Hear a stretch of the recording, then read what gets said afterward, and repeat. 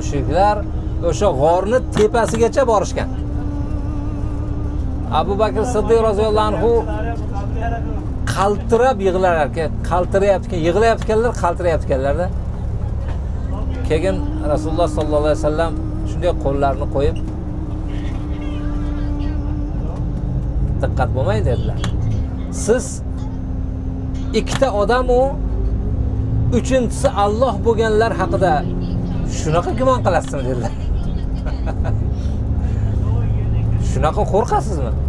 Ikkita odam, uchinchisi Alloh bo'lsa deganlarida to'xtab qolganlar.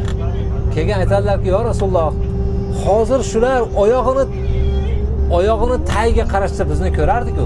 O'sha yerga chiqqan odamlar g'orni og'ziga qaramaydimi?"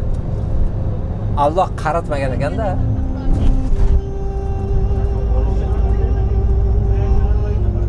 Shunday ajoyib ishlar. Allohning salomi rahmati bo'lsin Abu Bakr Siddiq roziyallohu anhuga xosatan